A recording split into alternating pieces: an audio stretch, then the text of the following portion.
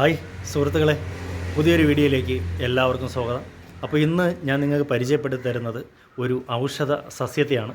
നമ്മുടെ ഈ നാട്ട് വൈദ്യത്തിലൊക്കെ ഇച്ചിരിയെങ്കിലും വിശ്വാസമുള്ള ആളുകളുണ്ടെങ്കിൽ അവർക്ക് വേണ്ടിയിട്ടുള്ളതാണ് ഇന്നത്തെ വീഡിയോ. എൻ്റെ കുട്ടിക്കാലത്ത് ഞാൻ കുറച്ചൊക്കെ ഉപയോഗിച്ചിട്ടുള്ളതാണ്.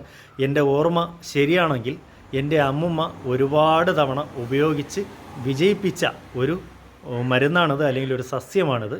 അപ്പോൾ ഏതായിരുന്നാലും നമുക്ക് അതിൻ്റെ കാഴ്ചകളിലേക്ക് പോകാം. ഇവിടെ എൻ്റെ വീടിൻ്റെ മതിലിൻ്റെ അരികിൽ ഈ നിൽക്കുന്ന ഈ ചെടിയാണ് നമ്മുടെ ഇന്നത്തെ അതിഥി എന്ന് പറയുന്നത്. ഇതൊരു വള്ളിച്ചെടിയാണ്. വള്ളിച്ചെടി മാത്രമല്ല, ഇതൊരു ശരിക്കും ഒരു ഔഷധ സസ്യമാണ്. ഇത് ദശപുഷ്പങ്ങളിലൊക്കെ പെടുന്ന ഉഴിഞ്ഞ എന്ന് പറയുന്ന ഒരു സസ്യമാണിത്. അപ്പോൾ ഈ ഉഴിഞ്ഞയുടെ കൂടുതൽ വിശേഷങ്ങൾ ഞാൻ നിങ്ങൾക്ക് പറഞ്ഞുതരാം. ഇതിവിടെ ഞാൻ നട്ട് വളർത്തിയിരിക്കുന്നത് ഇവിടെ ഒരു കുഞ്ഞ് ചെടിച്ചട്ടിയിലാണ്. അപ്പോൾ ഞാനിതൊരു പരീക്ഷണാർത്ഥം ഈ ഒരു ചെടിച്ചട്ടിയിൽ നട്ട് വളർത്തിയതാണ്. ഇതിൻ്റെ ഈ വിത്താണ് നട്ട് വളർത്തുന്നത്. ഈ കാണുന്നതാണ് ഇതിൻ്റെ വിത്ത്. ഇത് ശരിക്കും വിത്ത് മാത്രമല്ല, ഇതിൻ്റെ ഒരു കായാണ്. ആദ്യ സമയത്ത് ഇത് പച്ച നിറത്തിലിരിക്കും. ഇതിൻ്റെ പച്ച കായ് ഇവിടെ എവിടെയെങ്കിലും ഉണ്ടെങ്കിൽ ഞാൻ നിങ്ങൾക്ക് കാണിച്ചു തരാം. ഉണ്ട്, ഈ കാണുന്നതാണ് ഇതിൻ്റെ ശരിക്കും പറഞ്ഞാൽ ഈ കായുടെ ആദ്യ കാലത്ത് ഇത് കാണുന്നത്. അത് കഴിഞ്ഞ് ഇത് കുറച്ച് ഉണങ്ങുന്ന സമയത്താണ് ഈ ബ്രൗൺ കളറിലേക്ക് പോകുന്നതെന്നുള്ളതാണ്. ഇപ്പോൾ നമ്മുടെ വീട്ടിൻ്റെ പറമ്പിൻ്റെ ഏതെങ്കിലും ഒരു ഭാഗത്ത് നിൽക്കുകയാണെന്നുണ്ടെങ്കിൽ അതവിടെ കാട് പോലെ പിടിച്ച് വളരും. കാരണം എന്താണെന്ന് വെച്ചാൽ ഇതിൽ ഒരുപാട് വിത്തുകൾ വരും. ഈ ഒരു വള്ളിച്ചെടിയിൽ തന്നെ 10-20 വിത്തുകളാണ് ഒരു സമയം വരുന്നത്. അപ്പോൾ ഇതെല്ലാം തറയിൽ വീണ് കിളിച്ച് വരും. പക്ഷേ എന്നിട്ടും നമ്മുടെയൊക്കെ നാട്ടിൽ ഇപ്പോൾ ഈ ഒരു സാധനം വളരെ കുറവാണ്. ഇപ്പോൾ ഉഴിഞ്ഞ ഒരിടത്തും കാണാനില്ല. ഈ ഇടയ്ക്ക് എനിക്കൊരാവശ്യം വന്ന് ഞാൻ അന്വേഷിച്ചപ്പോൾ എനിക്ക് ഉഴിഞ്ഞ കിട്ടാനില്ലായിരുന്നു. അങ്ങനെ ഞാനിത് ഒരുപാട് അന്വേഷിച്ച് നടന്ന സമയത്തൊന്നും ഈ ഉഴിഞ്ഞ എനിക്ക് കിട്ടിയില്ല. പിന്നെ അവസാനം ആ കാര്യം നടക്കാതെ വരികയും പിന്നീട് മാസങ്ങൾക്ക് ശേഷം ഞാൻ ഒരു സ്ഥലത്ത് പോയപ്പോൾ അവിടെ ഞാൻ ഈ ഉഴിഞ്ഞ നിൽക്കുന്നത് കണ്ടു. പക്ഷേ ശരിക്കും അവിടെ അവർക്കിത് ഒരു ഔഷധ ചെടിയാണെന്ന് അറിഞ്ഞുകൊണ്ടല്ല അവിടെ അവരിത് വളർത്തിയിരുന്നത്. അവരിതൊരു പൊന്ത പോലെ, ഒരു ഗാർഡൻ പോലെ, ഇങ്ങനെ ഒരു പൊന്ത പോലെ വളർത്തിയിരുന്നതാണ്. വളരെ ഭംഗിയായിരുന്നു കാണാനന്ന്. അപ്പോൾ അങ്ങനെ അന്ന് അവിടെ നിന്ന് ഇതിൻ്റെ ഒരു ചെറിയൊരു 1-2 വിത്തുകൾ എനിക്ക് തറയിൽ നിന്ന് കിട്ടി. അങ്ങനെ ആ വിത്തുകൾ ഞാൻ എടുത്തുകൊണ്ട് വന്ന് ഇവിടെ നട്ടിങ്ങനെ വളർത്തിയതാണ്. ഇതിപ്പോൾ പരീക്ഷണാർത്ഥം വളർത്തിയാണ്. ഇതിപ്പോൾ വിജയിച്ചു കഴിഞ്ഞു. ഇനിയിപ്പോൾ എന്തായിരുന്നാലും ഇതിലിപ്പോൾ നിൽക്കുന്ന ഈ വിത്തുകളെടുത്ത് ഞാൻ മണ്ണിൽ നടുകയോ അല്ലെങ്കിൽ വലിയ ചെടിച്ചട്ടിയിലോ ഗ്രോ ബാഗിലോ ഒക്കെ നട്ട് ഇതൊന്ന് വിപുലമാക്കാനാണ് എൻ്റെ പദ്ധതി.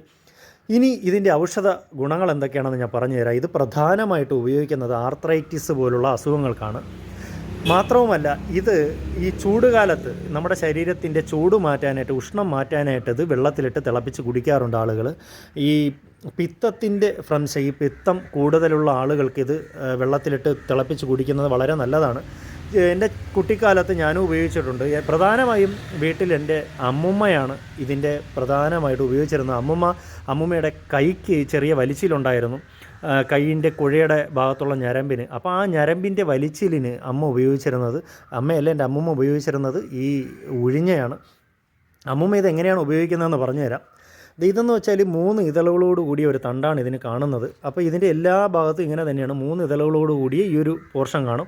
അപ്പോൾ ഇതിൻ്റെ 2 ഭാഗം, ഈ 3 ഇതളുകളോട് കൂടിയ 2 ഭാഗം അമ്മുമ്മ പറിച്ചെടുത്ത് 1 ലിറ്റർ വെള്ളത്തിൽ തിളപ്പിച്ചിട്ട് ഇതിൽ നിന്ന് ഈ തിളച്ച ശേഷം ഇത് എടുത്ത് മാറ്റാറില്ല. ഇത് മാറ്റാതെ തന്നെ ഇതിങ്ങനെ തന്നെ വച്ച് അന്ന് ഉപയോഗിക്കില്ല. ഒരു ദിവസം വച്ചിരുന്ന് തണുപ്പിക്കും. ഒരു ദിവസം പൂർണ്ണമായും വച്ചിരുന്നിട്ട് പിറ്റേന്ന് രാവിലെയാണ് ഉപയോഗിക്കുന്നത്. ഉപയോഗിക്കുന്നതിന് മുമ്പ് ഇല എടുത്ത് കളഞ്ഞിട്ട് ഈ വെള്ളം അമ്മുമ്മ കുടിക്കാറുണ്ട്. ഇങ്ങനെ ഒരു 2-3 ദിവസം ഇത് ചെയ്യുമ്പോൾ തന്നെ അമ്മുമ്മയുടെ ഈ ഞരമ്പിൻ്റെ പ്രശ്നങ്ങളെല്ലാം എല്ലാം പൂർണ്ണമായിട്ടും മാറും. പിന്നീട് ഒരു 2-3 മാസക്കാലത്തേക്ക് അമ്മുമ്മയ്ക്ക് ഇത്തരം പ്രശ്നങ്ങളൊന്നും ഉണ്ടാകാറില്ലായിരുന്നു എന്നുള്ളതാണ്. ഇടയ്ക്ക് പണ്ട് എനിക്ക് ഒരു 7-8 വയസ്സ് പ്രായം ഉണ്ടായിരുന്നപ്പോൾ ഞാൻ എൻ്റെ കാലൊന്ന് മടുത്തു പോയായിരുന്നു. അപ്പോൾ കാലിൻ്റെ കുഴയിൽ നല്ല നീരുണ്ടായിരുന്നു. ഒരാഴ്ച ഈ മരുന്നൊന്നും കഴിച്ചിട്ട് ആ നീര് മാറുന്നില്ലായിരുന്നു. ആ സമയത്ത് അമ്മുമ്മ എനിക്ക് ഈ ഒരു ഉഴിഞ്ഞയുടെ വെള്ളം ഇത് തിളപ്പിച്ച വെള്ളം കുടിക്കാൻ തന്നു. അന്ന് എൻ്റെ അമ്മുമ്മയോട് സംശയം ചോദിച്ചായിരുന്നു, ഇതിങ്ങനെ നീരിനൊന്നും ഉപയോഗിക്കുന്നതല്ലല്ലോ എന്ന്.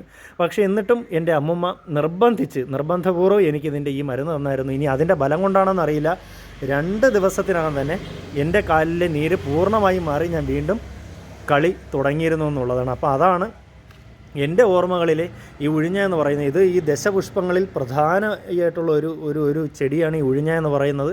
അപ്പോൾ ഇത് ഞാൻ പറയുന്നത് കേട്ട് നിങ്ങൾ വിശ്വസിക്കേണ്ട ആവശ്യമില്ല. ശരിക്കും നിങ്ങളിത് യൂട്യൂബിലും ഗൂഗിളിലും ഒക്കെ ഒന്ന് സെർച്ച് ചെയ്ത് നോക്കുക. സെർച്ച് ചെയ്ത് നോക്കിയിട്ട് നിങ്ങൾക്ക് ബോധ്യം വന്നു കഴിഞ്ഞാൽ നിങ്ങൾ എന്തെങ്കിലും ഇതുപോലുള്ള ആവശ്യങ്ങൾ നാഡീ സംബന്ധമായോ അല്ലെങ്കിൽ ഈ ചൂട് കുറയ്ക്കാനോ അല്ലെങ്കിൽ ആർത്രൈറ്റിസ് സംബന്ധമായിട്ടുള്ള എന്തെങ്കിലും പ്രശ്നങ്ങളൊക്കെ നിങ്ങൾക്കുണ്ടെന്നുണ്ടെങ്കിൽ ഒന്ന് പരീക്ഷിച്ച് നോക്കുക. പരീക്ഷിച്ചിട്ട് അത് സക്സസ് ആയി എന്നുണ്ടെങ്കിൽ നിങ്ങളും ഇതുപോലെ എവിടെ നിന്നെങ്കിലും ഈ ഉഴിഞ്ഞയുടെ ഒരു വിത്ത് സംഘടിപ്പിച്ച് നിങ്ങളുടെ ചുറ്റുവട്ടത്ത് എവിടെയെങ്കിലും നട്ടു വളർത്തുക.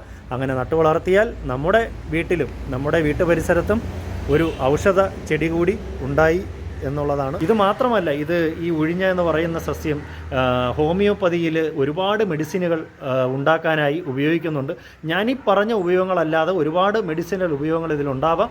നിങ്ങൾക്കാർക്കെങ്കിലും അതേക്കുറിച്ച് എന്തെങ്കിലും അറിയാമെങ്കിൽ നിങ്ങൾ അതൊന്ന് കമൻറ്റ് ചെയ്യുക. അപ്പോൾ ഏതായിരുന്നാലും അടുത്ത വീഡിയോ ആയിട്ട് കാണും വരെ എല്ലാവർക്കും ബൈ.